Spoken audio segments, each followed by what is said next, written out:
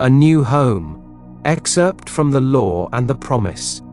The following story illustrates the way in which a lady prepared her stately habitation by imaginatively sleeping in it, or dwelling therein. A few months ago, my husband decided to place our home on the market. The main object for the move, which we had discussed many times, was to find a home large enough for the two of us, my mother and my aunt, in addition to 10 cats, 3 dogs and 1 parakeet. Believe it or not, the contemplated move was my husband's idea, as he loved my mother and aunt, and said I was at their house most of the time anyway, so why not live together and pay 1 tax bill? I liked the idea tremendously, but I knew that this new home would have to be something very special in size, location and arrangement, as I insisted on privacy for all concerned. So at the moment, I was undecided whether to sell our present home or not, but I didn't argue, as I knew quite well from past experience with imagining that our house would never sell until I stopped sleeping in it. 2 months and 4 or 5 real estate brokers later, my husband had given up on the sale of our house, and so had the brokers. At this point, I had convinced myself I now wanted the change, so for 4 nights in my imagination, I went to sleep in the kind of home I would like to own.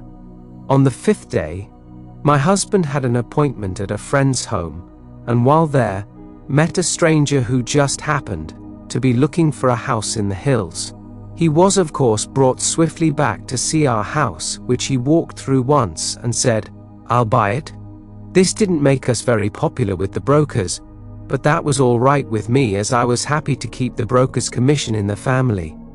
We moved within 10 days and stayed with my mother while looking for our new home.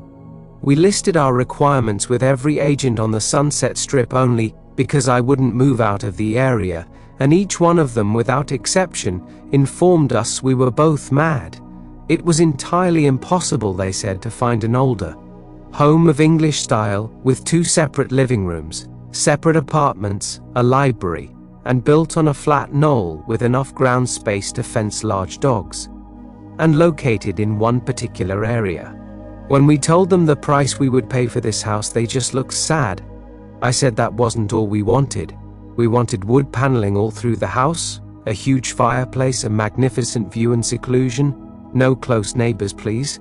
At this point, the lady agent would giggle and remind me that there was no such house, but if there were, they would realize 5 times what we were willing to pay.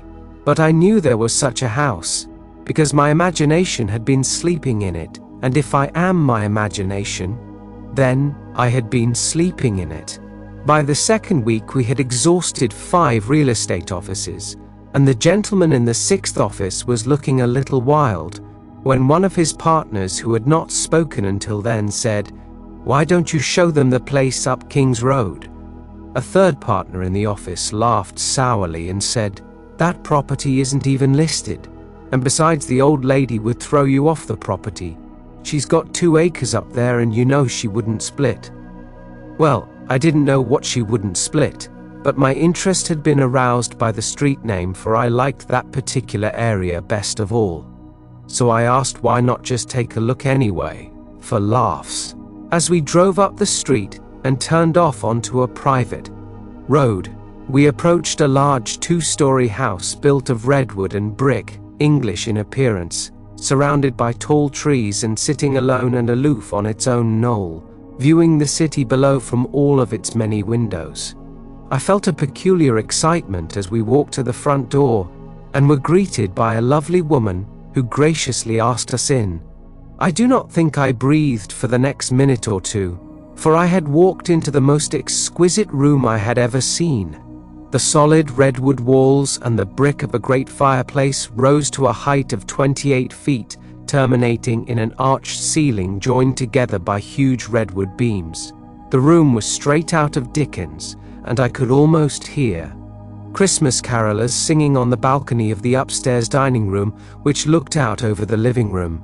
A great cathedral window gave a view of sky, mountains and city far below, and the beautiful old redwood walls glowed in the sunlight. We were shown through a spacious apartment on the lower floor, with connecting library, separate entrance and separate patio. 2 staircases led upward to a long hall opening into 2 separated bedrooms and baths, and at the end of the hall was, yes, a second living room, opening out onto a second patio screened by trees and redwood fencing. Built on 2 acres of beautifully landscaped grounds, I began to understand what the agent had meant by saying she wouldn't split, for on 1 acre stood a large swimming pool and pool house completely separated from the main house, but undoubtedly belonging to it. It did, indeed, seem to be an impossible situation, as we did not want 2 acres of highly taxable property plus a swimming pool a block away from the house. Before we left, I walked through that magnificent living room, once more going up the stairs to the dining room balcony. I turned, and looking down saw my husband standing by the fireplace, pipe in hand, with an expression of perfect satisfaction on his face. I placed my hands on the balcony railing and watched him for a moment. When we were back in the real estate office, the 3 agents were ready to close for the day, but my husband detained them, saying, "Let's make her an offer anyway. Maybe she will split the property. What can we lose?" One agent left the office without a word. Another said, "The idea's ridiculous." The agent we had originally talked to said, "Forget it, it's a pipe dream." Now, my husband is not easily annoyed, but when he is, there is no more stubborn creature on earth. He was now annoyed. He sat down, slammed his hand on a desk and roared, "It's your business to submit offers, isn't it?"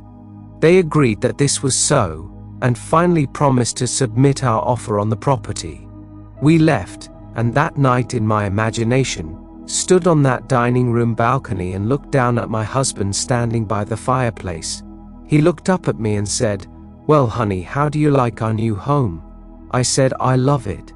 I continued to see that beautiful room and my husband in it, and felt the balcony railing gripped in my hands until I fell asleep. The next day, as we were having dinner in my mother's house, the telephone rang, and the agent, in an unbelieving voice, informed me that we had just purchased a house.